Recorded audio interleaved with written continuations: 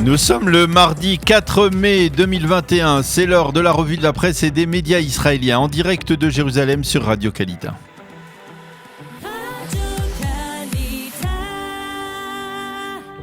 Et dans la presse israélienne ce matin, tous les quotidiens se penchent sur la crise politique et l'échéance de Benjamin Netanyahou pour tenter de former un gouvernement. Daniel Haïk. Et oui, en effet, Ilana, c'est ce soir à minuit que se termine le mandat de 4 semaines accordé par le président Rivlin au Premier ministre Netanyahou. Les principaux quotidiens mentionnent en manchette cette échéance et ses possibles répercussions.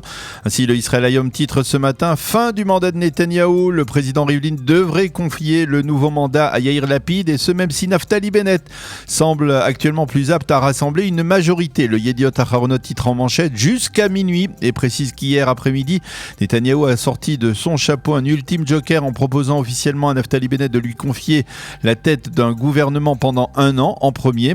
Mais Naftali Bennett a repoussé cette proposition.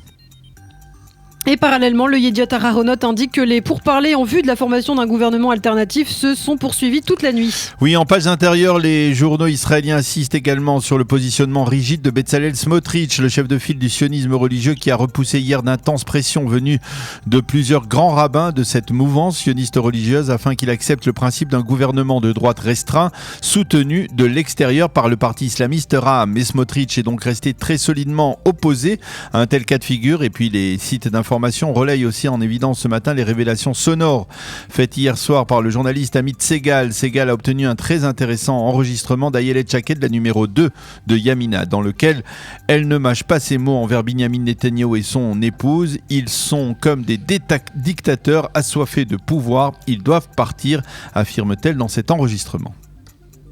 Et l'occasion de se pencher, Daniel, sur ce qu'écrivent les éditorialistes et commentateurs à quelques heures de la fin donc, du mandat de Benjamin Netanyahou. Oui, et nous commencerons par Marty Tourfeld qui écrit dans le Israël Hayom ce matin que parfois même le plus grand des magiciens n'a plus le moindre tour à sortir de son chapeau. Et hier, même l'arme ultime qu'il croyait déterminante, à savoir le fait de renoncer à être le premier dans un gouvernement de rotation, n'a pas eu l'effet escompté auprès de Naftali Bennett. Netanyahou a compris qu'il n'avait plus d'issue lorsque même le Rav Tao, l'une des grandes figures du mouvement sioniste religieux, n'a pas réussi à convaincre Bezalel Smotrich de se joindre à lui dans un gouvernement qui pourrait être soutenu de l'extérieur par le parti islamiste Ra'am.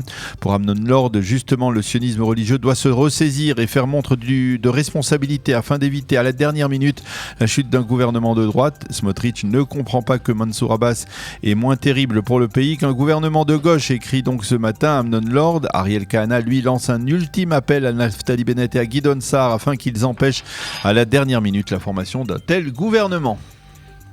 Et que lit-on à ce propos dans le Yediot Aharonot ce matin, Daniel ? Eh bien, Sima Kanmon, elle, dans le Yediot, n'est pas certaine encore que les jeux sont faits. Lorsqu'il s'agit d'une diva politique telle que Naftali Bennett, écrit-elle, nous aurons aujourd'hui encore besoin de quelques heures d'incertitude avant de connaître l'issue de ce développement.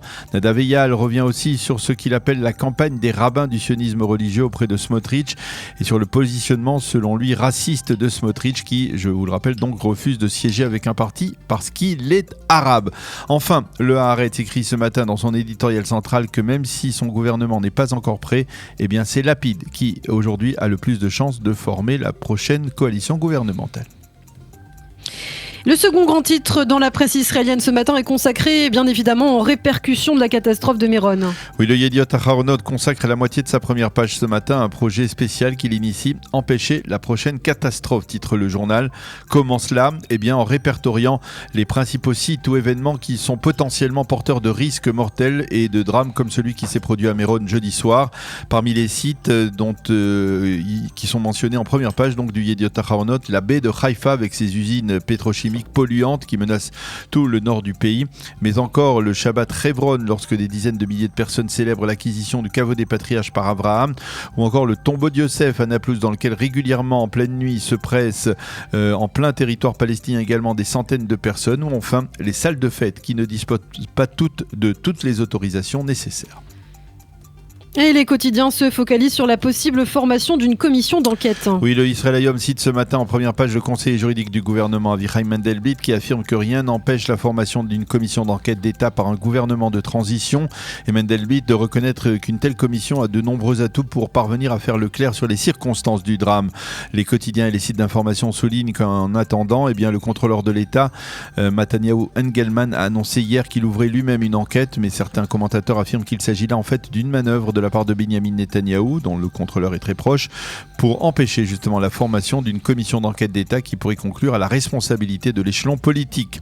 En marge, la presse et les médias continuent à nous relater d'émouvantes histoires autour du drame qui s'est produit dans la nuit de jeudi à vendredi à Méron, comme ce reportage poignant de la chaîne 12 qui a relaté les retrouvailles à Méron même, donc hier, entre un orthodoxe qui se trouvait dans le couloir de la mort jeudi soir et le policier arabe israélien qui lui a sauvé la vie en parvenant à l'extraire des corps enchevêtrés.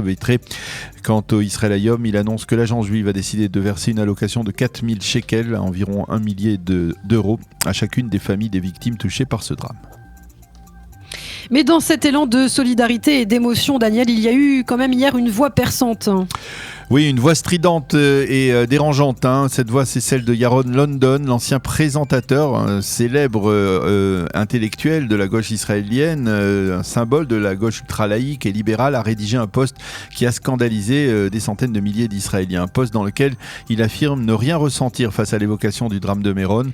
Un post dans lequel il exprime, je cite, son mépris d'athée, de gauchiste pour des orthodoxes qui, je le cite encore, se complaisent à déplacer des matelas et des sacs remplis de victuailles pour célébrer un sage antique dont ils ne comprennent pas le moindre enseignement. J'essaie de ressentir quelque chose, mais je ne ressens rien de plus que ce que je ressentirais après un tsunami en Indonésie. Nous n'appartenons pas au même peuple, a déclaré ensuite Yaron London dans une interview. Et bien sûr, ces propos ont provoqué la colère et la stupéfaction. C'est la fin de cette revue de la presse.